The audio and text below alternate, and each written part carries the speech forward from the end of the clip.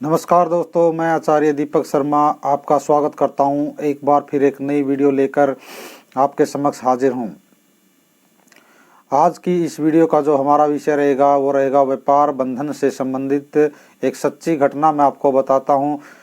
अगर आपने हमारे चैनल को अभी तक सब्सक्राइब नहीं किया है तो कृपया चैनल को सब्सक्राइब कर लें और बेल आइकन जरूर दबाएं ताकि आने वाली वीडियो का नोटिफिकेशन आपको मिलता रहे और सबसे पहले वीडियो आपके पास पहुंचती रहे।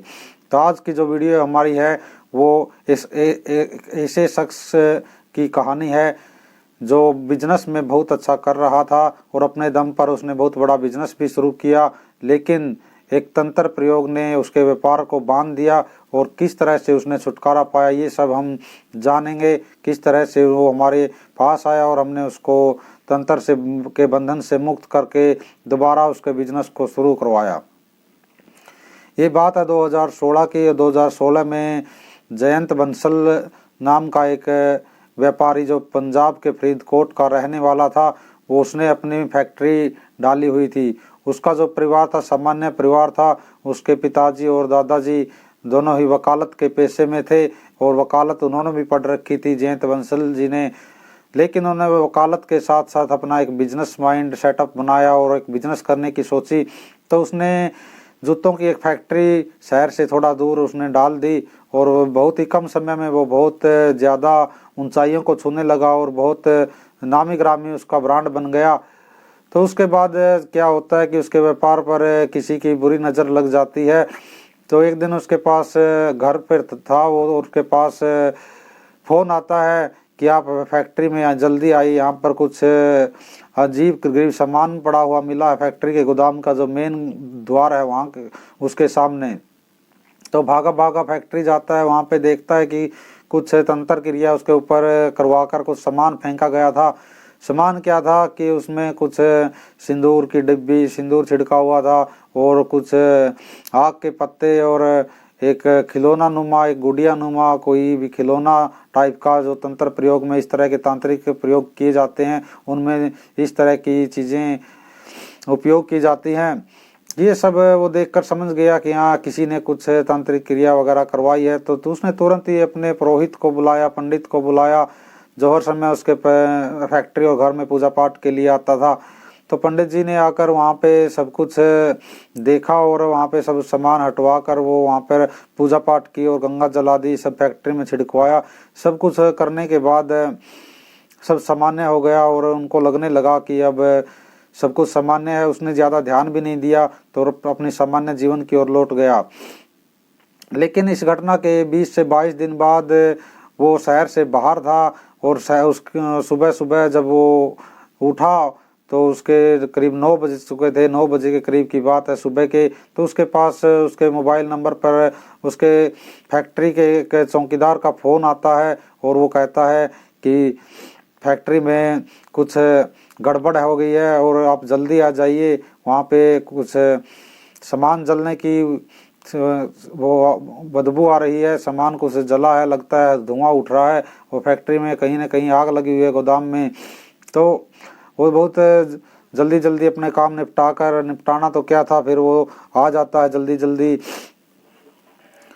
और वो पहुंचकर क्या देखता है कि जो उसके आने से पहले ही जो आग थी उसके ऊपर काबू पा लिया गया। ज़्यादा नुकसान उसका हुआ नहीं था और कहीं से कुछ किसी के अंदर आने की भी आशंका नहीं थी। चार दीवारी अच्छी थी और दरवाज़ा उसका हर समय बंद रहता, उसकी चाबी भी चौकीदार के पास रहती है।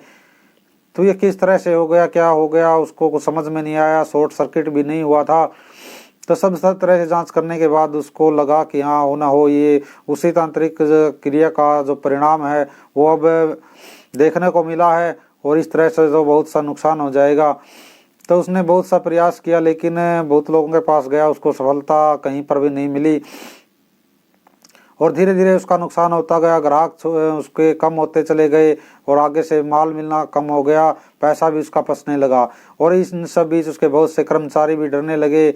और चौकीदार ने बताया कि पहले तो उसने ध्यान नहीं दिया लेकिन फैक्ट्री में बहुत समय से कुछ दुर्गंध सी आती थी और आवाज़ें भी उसको रात के समय सुनाई देती थी। उसको सब कुछ नॉर्मल समझ के उसने कभी ज़्यादा ध्यान नहीं दिया। लेकिन अब वो नौकरी नहीं कर सकता और वहाँ पर नहीं रह सकता। रात को रहने में उसको डर लगने लगा, वो भी छोड़कर चला गया। जयंत बंसल जो था वो बहुत ही परेशान रहने लगा, उसका बहुत सा नुकसान होने लगा, लाखों रुपए उसके फंस गए और फैक्ट्री लगभग बंद होने के कगार पर आ गई। घर परिवार पर मानसिक दबाव उसके ऊपर पड़ने लगा। उन्होंने बहुत जगह दिखाया लेकिन उसको कोई फायदा नहीं हुआ। अंत में उनका एक जो जानकार दोस्त था वो वकील था, वहीं कोर्ट में उनके साथ प्रैक्टिस भी करता था और उसके साथ वो पढ़ा भी था। पढ़ाई के समय से ही उसके साथ जान पहचान थी और वो उसका नाम था जगतार सिंह संधू। जगतार सिंह जी हमारे पुराने जानकार थे और उन्होंने कई बार हमसे ज्योतिषीय सलाह भी ली थी और ज्योतिष संबंधी वो हमसे जानकारियां लेते रहते थे अपने बारे में, घर परिवार के बारे में।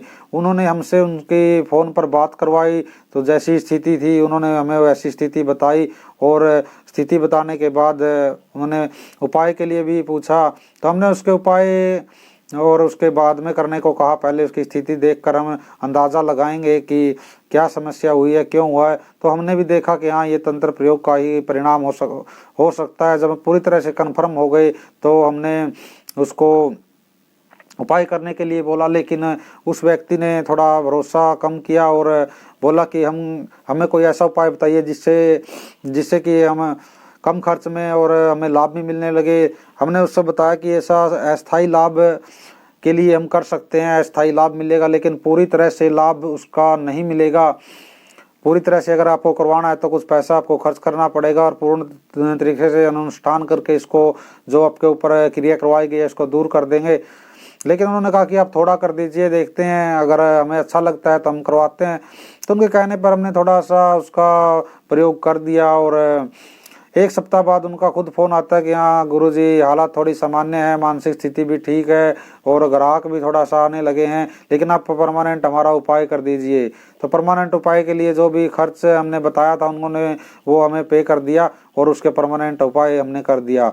उसके बाद उसका जो कारोबार था वो बढ़ता चला गया और अच्छी तरह से वो अपना कारोबार करने लगा और पहले जैसी स्थिति में आने के लिए उसको करीब 1.5 साल का समय लग गया। लेकिन धीरे धीरे उसका बहुत ही समस्याओं का समाधान हुआ और उसका कारोबार पहले से भी अच्छा चलने लगा।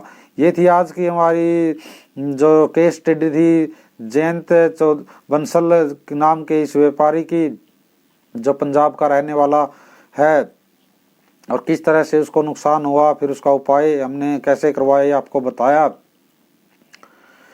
अगर आपके ऊपर भी इस तरह का कोई बंधन आदि की समस्या है, व्यापार आपका नहीं चल रहा है, कुछ किया कराया है, तो इस तरह की समस्याओं के लिए आप हमसे संपर्क कर सकते हैं। तो संपर्क का सूत्र आपको स्क्रीन पर दिया हुआ मिलेगा, और आप फ़ोन कर सकते हैं, व्हाट्सएप कर सकते हैं, हमें ईमेल कर सकते हैं। हमारे फेसबुक पेज को लाइक करिए। अगर आपको वीडियो पसंद आती है तो आप हमारे यूट्यूब चैनल को सब्सक्राइब कर लीजिए, बेल आइकन ज़रूर दबा दीजिए।